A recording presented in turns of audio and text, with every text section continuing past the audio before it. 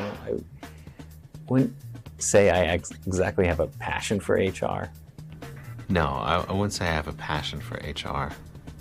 Toby's a calm character. He's just trying to get through the day mostly. He mostly feels in control, and like a babysitter with a couple of out-of-control kids. I think part of what made Toby funny was his kind of inability to get emotional about something. It was just all too cool. So when you had some of these really outrageous characters, his response seems just so flat and calm that I think it kind of heightened some of the other characters and certainly enraged Michael. Right, so teams forming. We should really have the office's air quality tested. I mean, we have radon coming from below, we have asbestos in the ceilings. These are silent killers. You are the silent killer. Go back to the annex. You'll see. The character of Toby was kind of created line by line and on set. The very first moment I played him, it was Steve kicking me out of the conference room during Diversity Day for making a joke. Hey, we're not all going to sit in a circle Indian style, are we? Get out. Sorry. No, this is not a joke.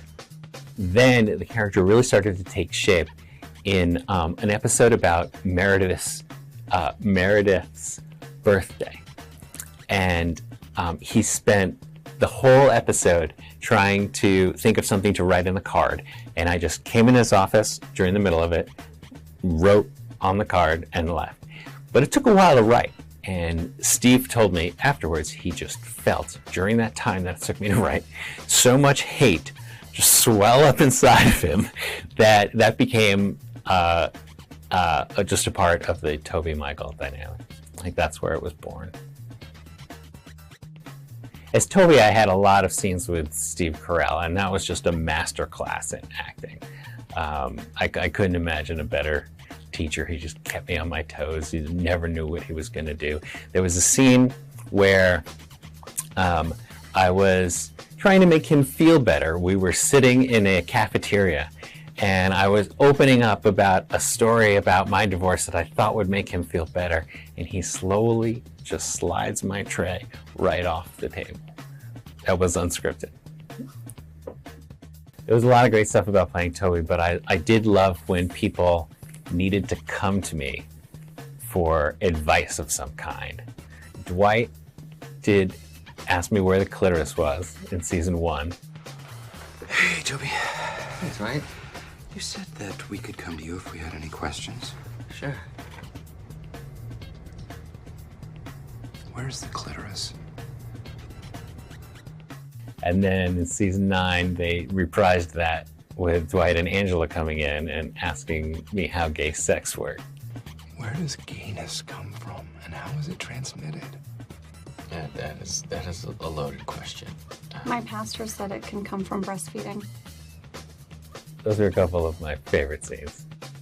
So being the showrunner for at least 4 seasons, writer for 9 seasons, actor for 9, and director for on and off for it was I'll never be so immersed in a show and have such a knowledge of it again. It was the job of a lifetime. To be so deep in every aspect of the show, I don't know if I'll ever experience something like that again. I just loved it. I do have some all-time favorite scenes. One of them was when Dwight is trying to get Michael's job. He's come back from secretly meeting with Jan Levinson. Michael knows what he was up to and starts to grill him. And Dwight is saying he went to his dentist.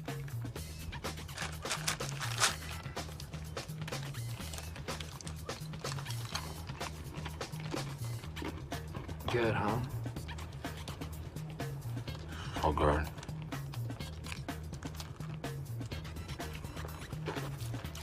Hey, I thought you weren't supposed to eat anything for a couple of hours after you've had a crown put in. In an episode called Stress Relief, we started with Dwight setting the office on fire, basically. He secretly locks up all the doors.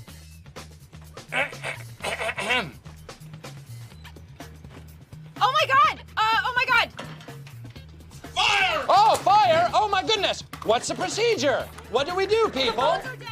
And we did it essentially in one take with a few pickups, and it was chaos, and cameramen were falling for real, and it came out so funny. I think it's one of the funniest things we've done. Filming the last episode was so much fun. We got to see a lot of things realized, a lot of things we had set up years before we had described what a Schrute wedding was, that it took place in a grave, just as a joke, and sure enough, we got to do that. As is traditional to the Schrutes, the lovers are standing in their own graves. There was a surprise visit from Steve, which really caught a lot of people off guard because they didn't know he was coming.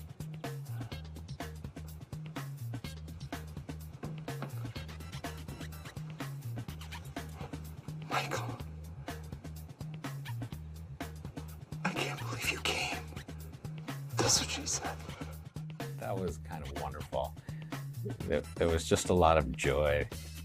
It's hard to say exactly why this show is still finding people and speaking to people. People are finding it for the first time. I think it's very easily relatable in what an office is, and it's similar to a classroom where these people come together, and then this is kind of a forced family. And a lot of us have some kind of forced family. It may be a family.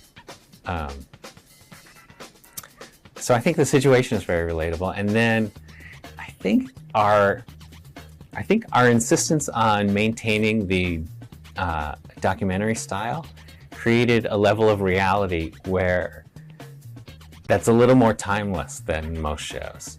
Meredith, your boobs are out. You know, Oscar's allowed to wear sandals, but I'm not allowed to wear open-toed shoes. Is that how it goes? Meredith, your boob is out. How would I describe Oscar? Well, he kind of tries to keep to himself. He just wants to do his job and go home. He likes his job. He's appreciative of it, but he's not crazy about it. So I think it's like a lot of people.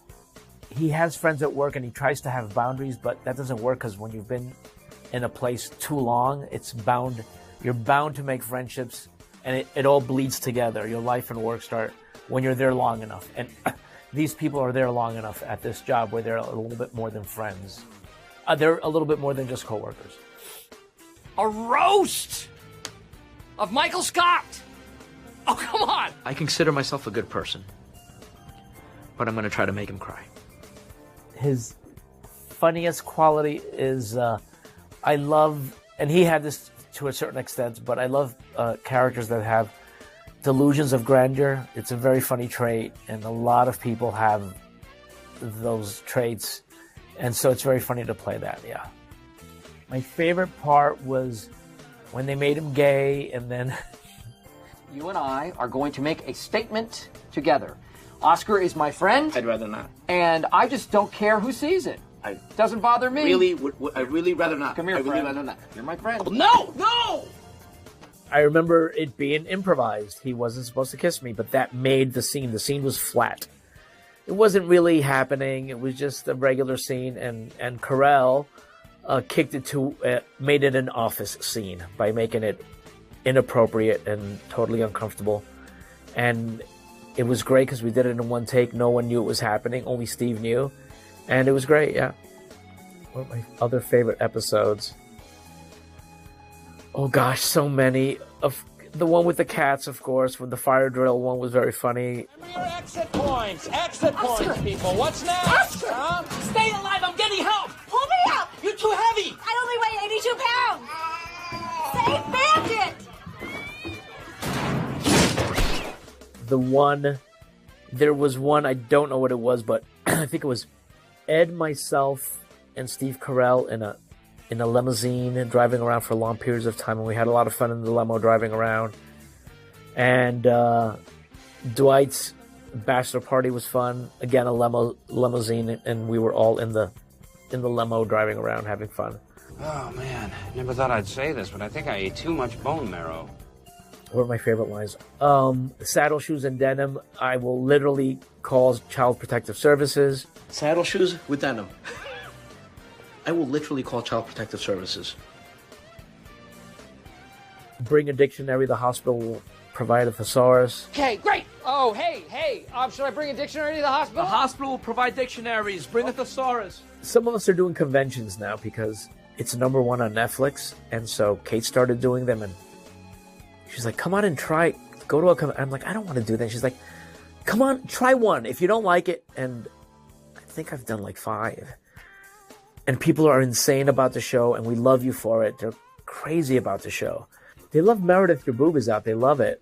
They just love it. They love that quote. And they like other ones, but they just love that. They love that quote, yeah. For me, for my character. It holds up because it's just so well written, and then the cast was really good. Because one or the other, if the cast sucked, but it was well written, or if the cast was great and it wasn't well written, we can't do anything if we don't have material. So it was really well written. The concept was great from Ricky Gervais and Steve Merchant. It's simple, like Taxi or Cheers. You don't have to. It's character driven. It's not. Oh, there's a scientist and he goes back in time, and there's children who are switching bodies, and it's just a workplace. And then it's all based on the characters, on people's foibles and people's picadillos and delusions of grandeur and all stuff like that. Hey, thanks for watching our YouTube channel. Find your favorite recipes, celebrity interviews, uplifting stories, shop our favorite deals, and so much more with the Today app. Download it now.